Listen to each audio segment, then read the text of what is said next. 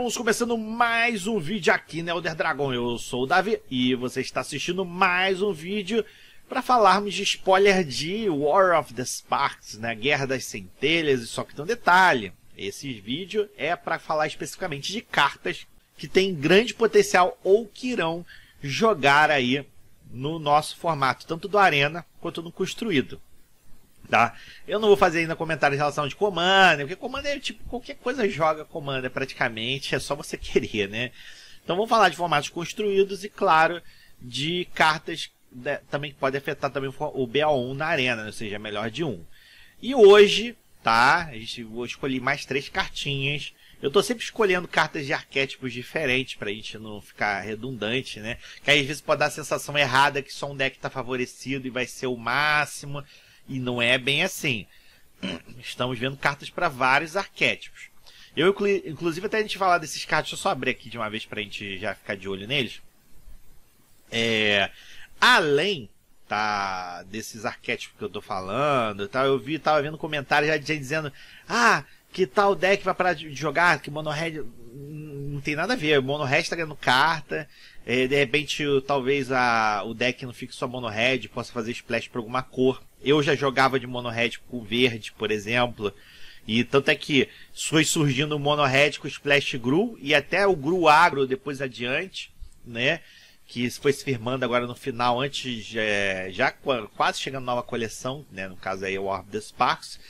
E também, vamos dizer assim, tem aquela versão Rakdos que estava ganhando força, inclusive Rakdos Agro, que muito embora o pessoal esteja ainda montando muitas listas para BO1 puramente Mono Red, eu já estava inclinado a jogar com Rakdos, ou seja, com Red Rakdos, que é o que? Um deck totalmente Mono Red, com splash apenas para o Reveler de Lealdade Ravenica, que é aquele cara que tem um espetáculo que você descarta a mão e compra 3 cartas, tá? Só ele já vale a pena você já ter um Splash Rakdos.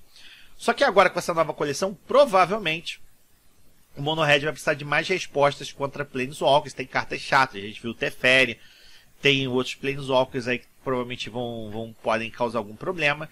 Mas o Rakdos está bem municiado para isso. O Bedevil, por exemplo, que é uma carta que eu gosto, mas para um deck agro como o Mono Red, eu acho uma carta lenta. O Mono Red não quer, na realidade, perder a velocidade que ele tem.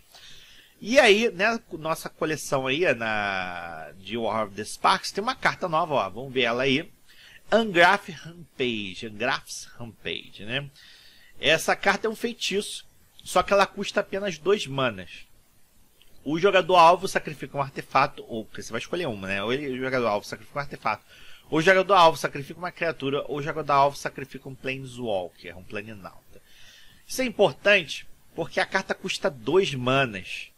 E o mais importante disso tudo, tem apenas 1 mana preto no custo.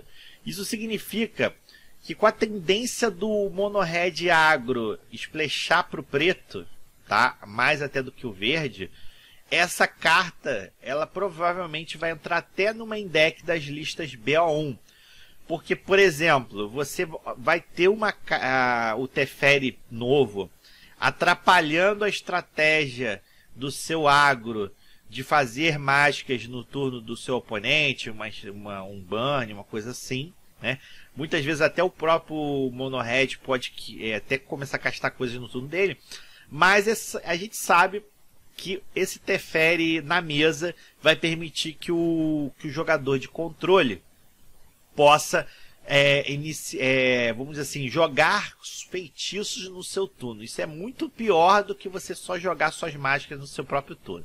Por conta disso, essa carta, Angrath's Rampage, muito provavelmente vai jogar no mínimo 2 cópias de main deck, mas eu vou testar 4 cópias, porque ela é muito boa, assim, muito boa. Eu vou estar usando muitas vezes para tirar Planeswalker, mas é claro, se não for um deck com Planeswalker, você pode ali tirar uma criatura, enfim. 2 manas não é ruim, entendeu?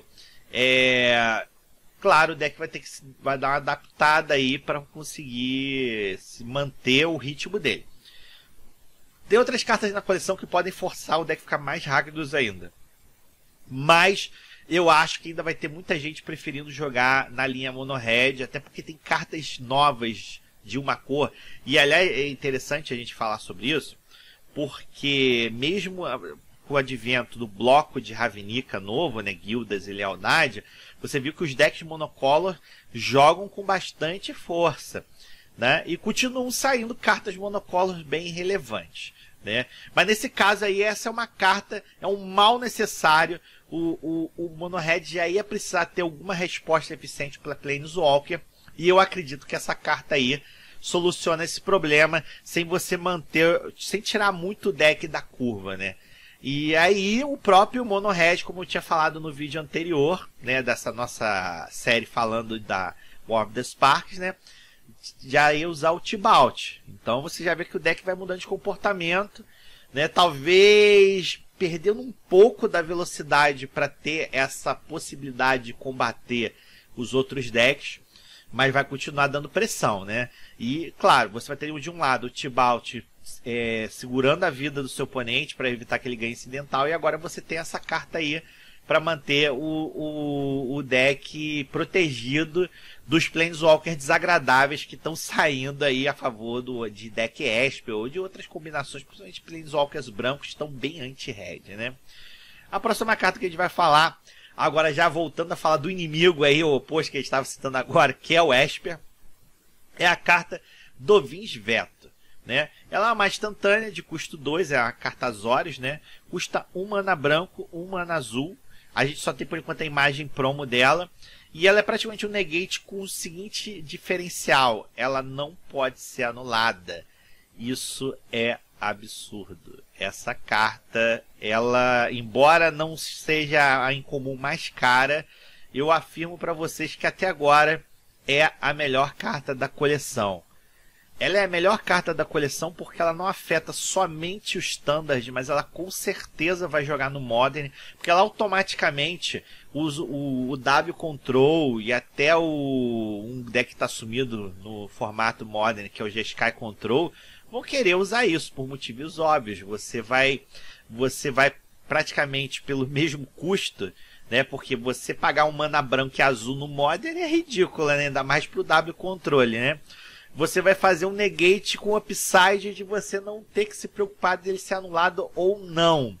Isso dá muita força pro W contra decks que no caso são de combo, né, que não usem criaturas pro combo, e dá muita força pro Esper no T2 contra um dos decks que causava muito problema ao Esper, que era o Mono Blue Control, Mono Blue Agro. O Mono Blue Agro não é um deck que eu acho bom para melhor de 1, mas para melhor de 3 o Mono Blue ele acaba sendo mais sólido, né, por conta das opções que ele passa a ter, né? E com essa carta no ambiente, o Mono Blue Agro é o deck que realmente vai ter mais problemas para se posicionar no meta, porque qual era justamente a grande motivação de você poder jogar de um Mono Blue Agro? Você poder ter um avanço, né, razoável no campo contra o deck de controle e ao mesmo tempo evitar que o deck de controle exerça o controle da sua mesa. A partir do momento em que o deck pode anular suas mágicas e você não pode anular de volta, esse é um grande problema, né?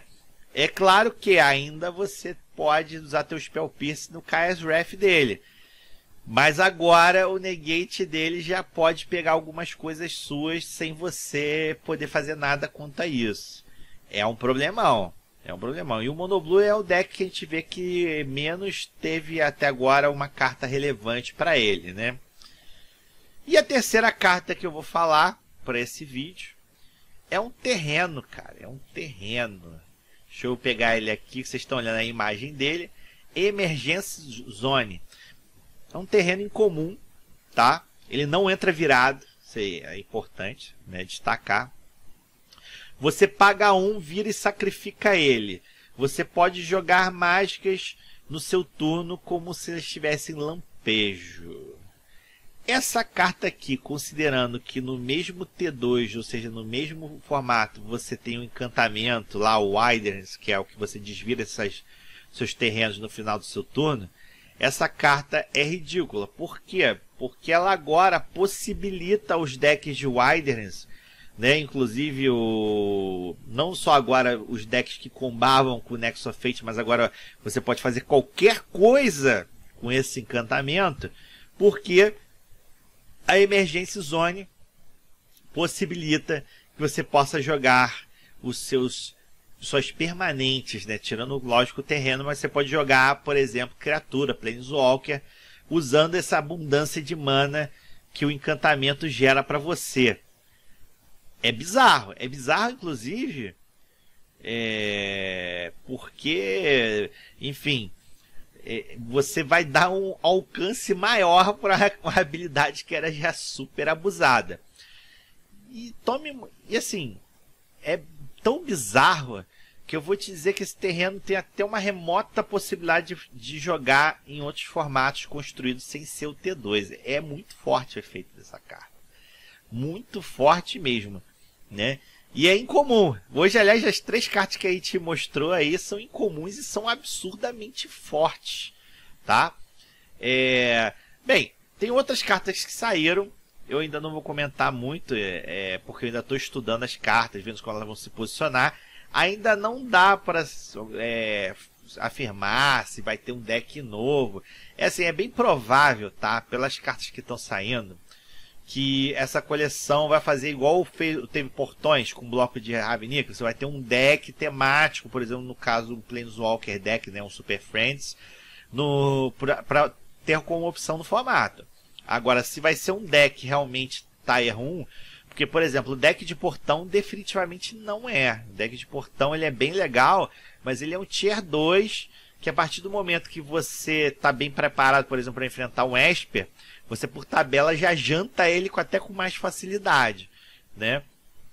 Mas, assim, eu acredito que embora a gente não vá ter, de repente, um deck Tier 1 Super Friends, os decks vão estar usando mais Planeswalker, até porque vários deles se comportam de uma forma um pouco peculiar, não necessariamente só como um Planeswalker, mas, por exemplo, às vezes funciona até como uma criatura. Você já está pagando mana para ter uma criatura com bônus, que é um encantamento, entre aspas, né? Porque já que esses Planeswalkers eles vêm com habilidade passiva embutida, né? É lógico que o termo no Magic não é esse, mas eu estou usando o termo passivo por quê? Para a galera que não joga Magic entender do que eu estou falando, né? Será habilidade estática, né? Por exemplo, né? Ou às vezes pode ser desencadeada também. No caso, a maior parte desses Planeswalkers vem com habilidade estática, que a gente aqui vai chamar de habilidade passiva, que são super relevantes, né? E então essa coleção ela tem um potencial de jogabilidade bem alto. Não vai ser absurdo ver que o movimento de compra da coleção seja grande, né? E o que a gente está vendo, até para arrematar esse vídeo, né? É que muitas cartas que não são dessa coleção estão aumentando de preço vertiginosamente, né? Um caso óbvio é a Tracha, né? Por conta dessa interação de proliferar, né? Mas Mincosif Latice aumentou muito, talvez em função do Tezzeret novo, né? Que vem de Buy a Box, essa é outra. E para mim foi um erro essa carta de Buy a Box, que depois a gente fala dele. E temos também o caso de, por exemplo, a Arena Hector, é uma carta que busca Planinauta, Planeswalker se morrer. Então, olha só, essas cartas que têm relacionamento de alguma forma com Planeswalker ou marcadores, por exemplo, Dublin Season, né, outra carta, né, elas tendem a inflacionar de preço por conta dessa vinda dessa coleção nova, porque a gente tem 36 Planeswalkers novos. É um volume desse tipo de permanente nunca visto antes. Então prepare-se por bolso, porque a coisa vai mudar assim de uma maneira drástica, né? Nem pela própria coleção não. Às vezes o que vai encarecer são cartas de outras coleções em função dessa coleção nova. Então é isso aí, galera. Quem gostou, não deixa de curtir o vídeo, se inscrever aí no canal. Se possível, até compartilhe o vídeo. E até a próxima.